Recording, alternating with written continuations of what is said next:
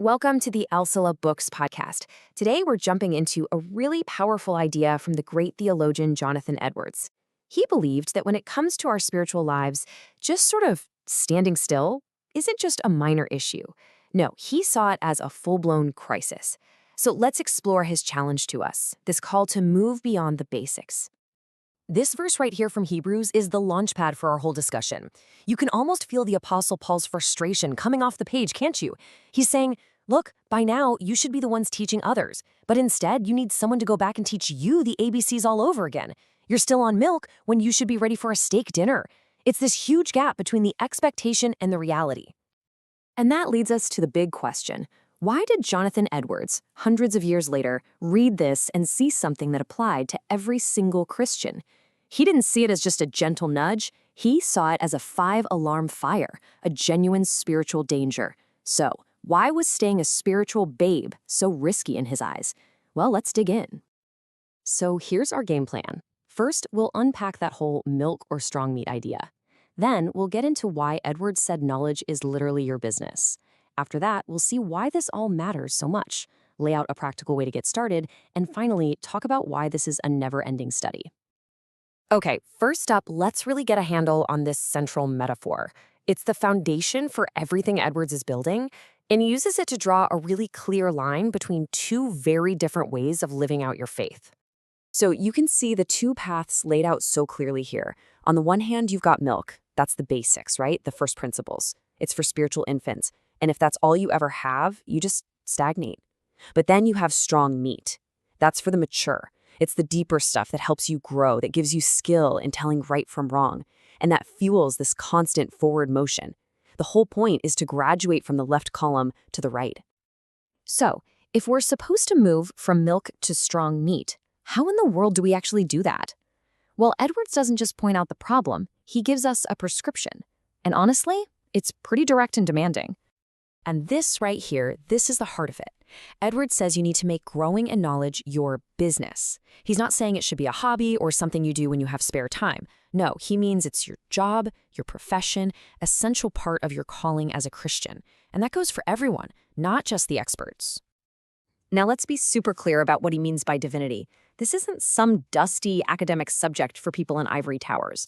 For Edwards, divinity is the science of living.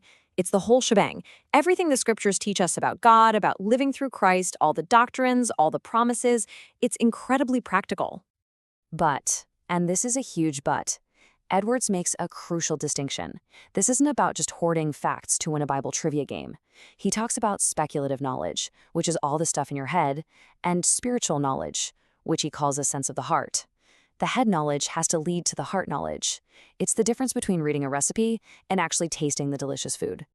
Okay, so making this our business, that sounds like a serious commitment. Why is it so important? Well, Edwards gives some incredibly compelling reasons why this isn't just a nice self-improvement project, but something absolutely essential. The stakes are really, really high. I mean, just look at this. It's about using the mind God gave you for its highest purpose. It's directly connected to your eternal happiness. And this one is huge. You can't truly love a God you don't actually know. And without this active pursuit, even the best sermons or reading scripture becomes useless. It would be like listening to a talk in a language you don't understand. The words just wash over you. This was such a radical idea back then, and it still kind of is. Edwards basically democratized theology. He was saying, hey, these deep truths aren't just for the professional clergy. They matter to every single person, because every single person needs to figure out this life of faith. This knowledge is an equal opportunity business for every believer. All right, so now we get to the really practical part. Edwards doesn't just leave us with this big, lofty idea. He actually gives us a clear, step-by-step plan that anyone can use to get started on this journey. And here it is, a 5-step regimen. First, when you read scripture, don't just let your eyes glaze over. Actively search it.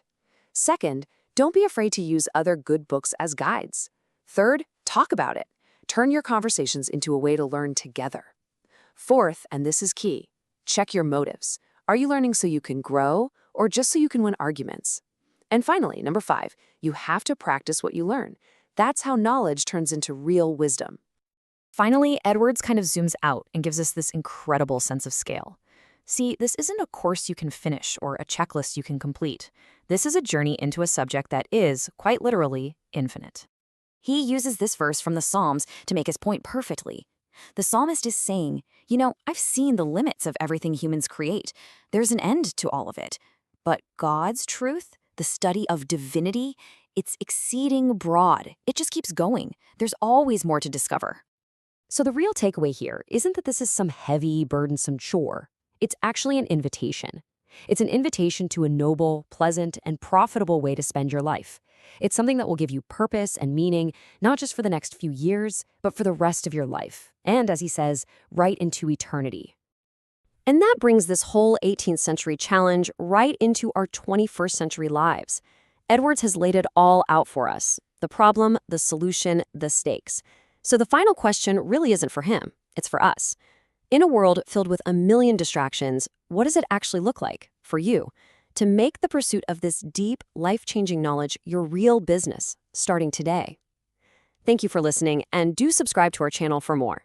I really encourage you to try and get this book and read it. Be blessed.